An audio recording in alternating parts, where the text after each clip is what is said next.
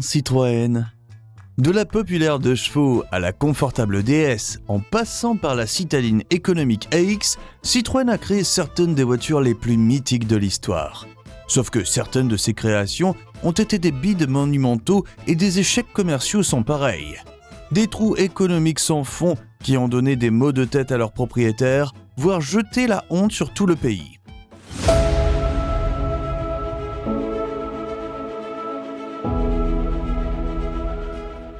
Et aujourd'hui, je vous propose de découvrir les 6 voitures produites par Citroën qui auraient dû rester dans les placards. Des modèles qui ont non seulement vidé les caisses de la marque, mais qui ont aussi fait rire jeunes les fans de Citroën et donné des arguments en or aux concurrents allemands.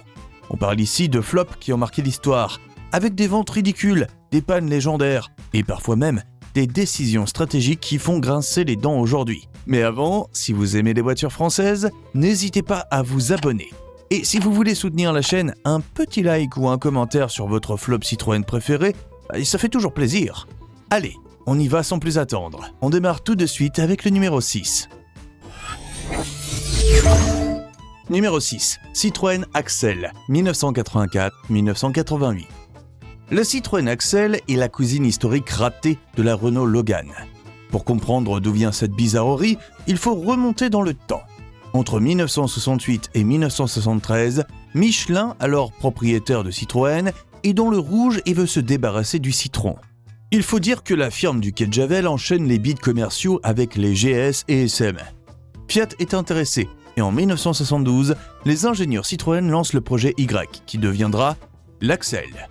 Une petite berline 5 portes reposant sur la plateforme de la Fiat 128 et équipée d'un moteur de 2 chevaux ou de celui d'une GS. Mais l'État français s'y oppose. Pas question de laisser filer un fleuron national à l'étranger. Oui, clairement, c'était une autre époque quand on voit ce qu'il se passe aujourd'hui. Peugeot est forcé d'acheter Citroën et fait le grand ménage et le projet Y est abandonné. Sauf qu'il va se passer un événement qui va changer la donne. Nicolae Ceausescu, alors dirigeant de Roumanie, lance un appel d'offres pour la fourniture clé en main d'une usine de fabrication de voitures. Volkswagen et PSA se disputent les faveurs du leader communiste. Et en 1976, PSA remporte le deal. Une nouvelle société est créée, Holcit, codétenue à 36% par Citroën et 64% par l'État roumain. PSA veut profiter de la main-d'œuvre roumaine pas chère et moins qualifiée que celle de l'Hexagone pour créer des voitures à bas prix et inonder les républiques soviétiques. Et justement, le projet Y coche toutes les cases et est déjà presque prêt. PSA la rebaptise Axel dans la foulée. En 1981, soit 8 ans après ses premiers dessins, les premiers Citroën Axel sortent des lignes de production de l'usine roumaine de Craiova. PSA table sur 130 000 exemplaires par an, avant de se faire rattraper par la réalité du marché.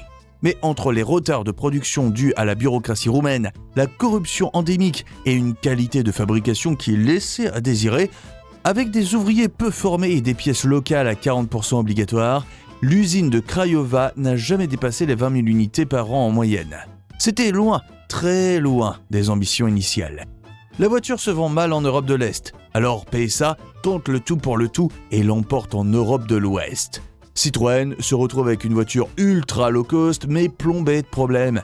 Les premiers modèles ne sont pas fiables, sa conception est esthétiquement et techniquement à la ramasse.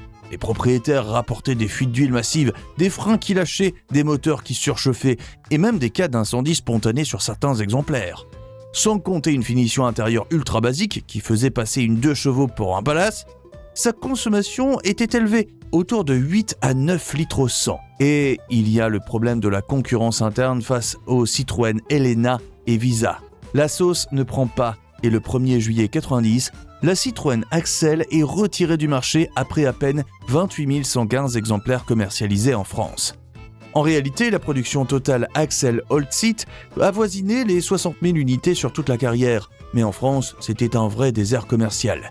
PSA a vite compris qu'importer une voiture roumaine low cost en Occident n'était pas une idée géniale, surtout avec la concurrence des Visa et AX Maison. L'échec est si cuisant que PSA vend ses parts d'Holcit et cesse de collaborer avec la Roumanie. Heureusement, le prochain modèle fait un peu mieux. Numéro 5, Citroën XM 1989 à 2000.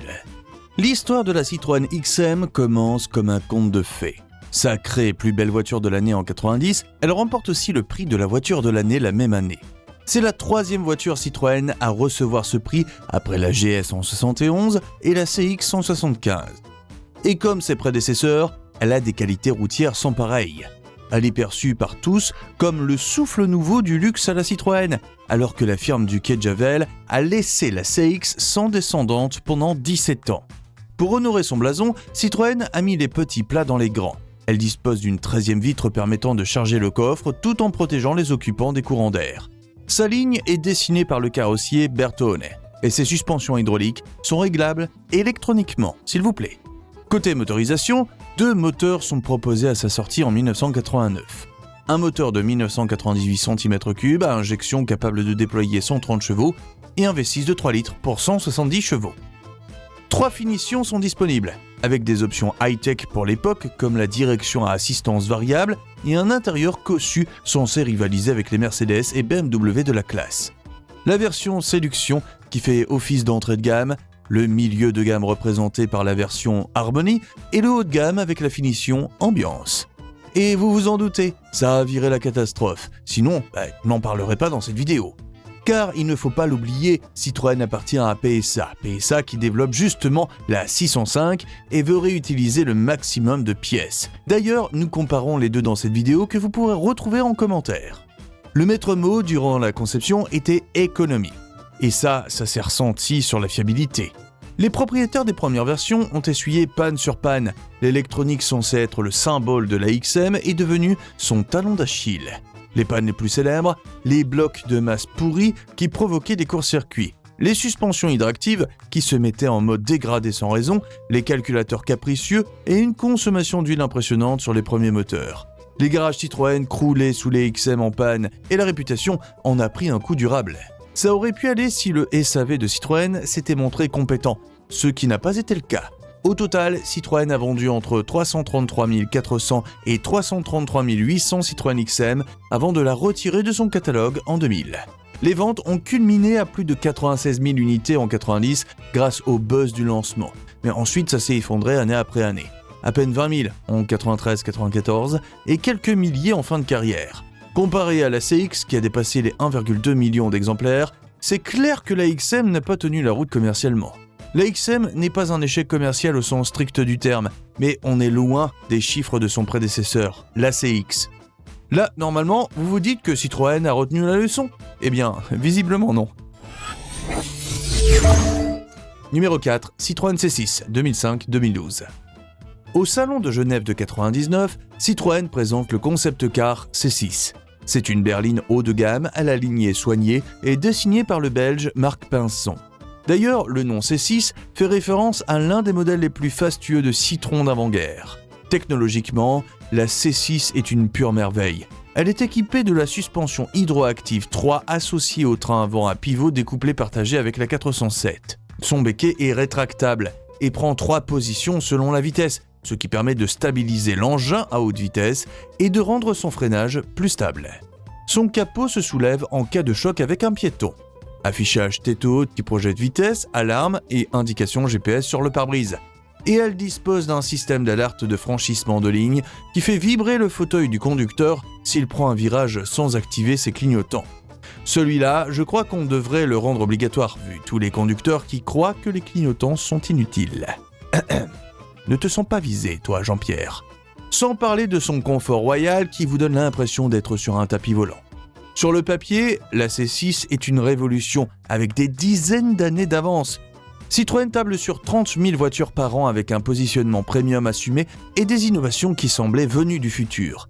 Mais dans les faits, c'est un désastre. Pourquoi ? D'abord, Citroën fait le choix étrange d'attendre 6 ans pour enfin la produire en série. L'auto n'arrive qu'en 2005 et la concurrence, Audi, BMW et Mercedes, ont pris de l'avance. Ensuite, PSA fait des économies partout où c'est possible. Le mobilier de bord massif reprend massivement des composants bas de gamme. L'engin se montre capricieux, avec des pannes électroniques se chiffrant facilement à plusieurs centaines d'euros. Parmi les galères classiques, les écrans qui plantent, le haillon qui refuse de s'ouvrir, l'affichage tête haute qui bug, le frein de parking électrique qui lâche, et bien sûr, les fameuses suspensions qui se dégonflent si on ne roule pas assez souvent. Les coûts d'entretien pouvaient vite devenir prohibitifs pour une berline qui se voulait luxueuse. La voiture est sous-motorisée et étouffe sous ses 1875 kg. Seuls deux V6 asthmatiques de 204 et 215 chevaux sont proposés à son lancement. Ce n'est qu'en 2010 que Citroën corrige le tir et ajoute un V6 de 240 chevaux. En interne, la C6 est en concurrence directe avec la 605 de Peugeot qui ne le met pas en avant. En conséquence, la C6 ne reçoit aucun restylage en 7 ans. La malle arrière est un peu accessible car dépourvue de haillons, alors que son prédécesseur, la XM, en proposait. 3 versions sont proposées, C6 à 39 400 €, Lignage à 42 300 €, Business à 42 650 €, Exclusive à partir de 49 650 €. Dès 2010, Citroën se rend compte que son vaisseau amiral est en train de devenir son plus gros échec commercial depuis son intégration à PSA. Les objectifs sont revus à la baisse et la production passe à 2 voitures par jour. Seuls 23 384 exemplaires trouvent preneur en 7 ans au total selon les sources, avec des années où on descendait à 1000 ou 2000 voitures. À la fin, l'usine de Rennes en sortait à peine 2 par jour, un naufrage total pour un vaisseau amiral qui aurait dû redorer le blason Citroën. De quoi faire passer la XM pour un best-seller. Heureusement, le modèle suivant a été moins catastrophique. Numéro 3. Citroën C-Crosser, 2007 à 2012. Le Citroën C-Crosser est ce type de voiture qui te fait douter de sa nationalité. En 2007, Nissan vend des Qashqai par conteneurs entiers et les RAV4 de Toyota inondent les routes de l'Hexagone. Et Citroën dans tout ça? Eh bien, rien. Aucun SUV ni 4x4 au catalogue. PSA panique et fait l'un des mouvements les plus controversés de son histoire. Plutôt que d'investir dans un vrai développement maison, on opte pour la solution de facilité. Rebadger. Reprendre un Mitsubishi Outlander, ne rien changer sauf la calandre et y apposer un logo Citroën. Voilà comment est né le Citroën C-Crosser. Question de coût, la voiture française, qui est en réalité japonaise, est assemblée au Japon ou en Russie avant d'être envoyée en France. Et la voiture a des atouts intéressants. Elle offre jusqu'à 7 places, un bloc diesel correct et elle est spacieuse. PSA table sur 15 000 unités par an, sauf que le lion a négligé 2 détails qui ruinent la carrière du C-Crosser. Premier point, la voiture n'a pas d'identité propre. C'est exactement le même problème qui fera flopper le Renault Latitude. Deuxième problème, le prix. Le C-Crosser coûte 23 200 €. Le Mitsubishi Outlander dont il est dérivé, 19 900 €.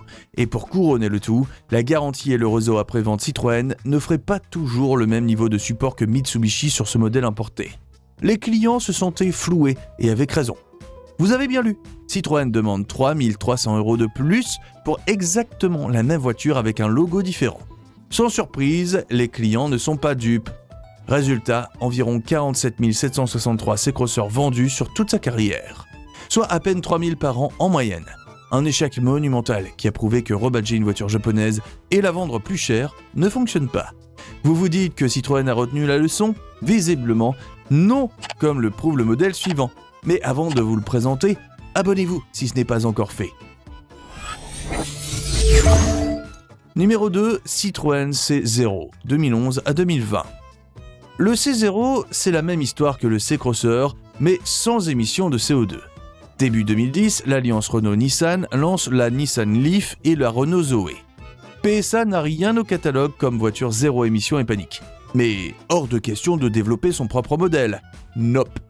Comme avec le C-Crosser, Citroën se tourne vers le Japon. Et ça tombe bien, Mitsubishi vient de sortir la Mitsubishi i-MiEV. Une petite citadine électrique aux performances plus que modestes, mais qui fera bien l'affaire. PSA la reprend, plaque le logo Citroën dessus, et voilà comment naît le C0. Identique à 95% à la Peugeot Ion et à la Mitsubishi i-MiEV, avec juste des badges et quelques détails intérieurs différents. Le slogan 0 litres de carburant, 0 émission de CO2, 0 bruit. Rétrospectivement, je peux ajouter aussi 0 client et 0 sensation. Le C0 offre des performances limites insultantes. Autonomie de seulement 85 à 150 km de cycle WLTP, voire 60 à 70 km en hiver ou avec la climatisation allumée. Moteur de 49 kW pour 67 chevaux, délivrant un couple de 196 Nm. Pas terrible pour une voiture vendue comme zéro émission pratique. Accélération vive jusqu'à 80 km/h, manque de précision dans les virages, roulis prononcé, vulnérabilité aux vents latéraux à haute vitesse. Vous me direz, pour un véhicule d'appoint ou pour des trajets intra-urbains, ses performances sont correctes. Et vous avez raison, sauf que le C0 n'était pas vendu au prix d'un petit véhicule d'appoint. Non, il était affiché à 29 500 €, soit 3 fois plus qu'un C1 et à peine 7 000 € en moins qu'une Tesla Model 3 standard. Ce petit détail a ruiné la carrière de la voiture. Pourtant, elle a de solides arguments. 4 places, des coûts d'entretien quasi inexistants, une batterie découpée en modules qui peuvent être remplacés séparément. Sauf qu'à 29 500 €, ça fait cher le véhicule d'appoint, d'autant plus qu'il perd rapidement de la valeur. Après un an d'utilisation, il ne se vend plus qu'à 12 000 €. Chez Citroën, la priorité est de ne surtout pas voir revenir les voitures prêtées en leasing.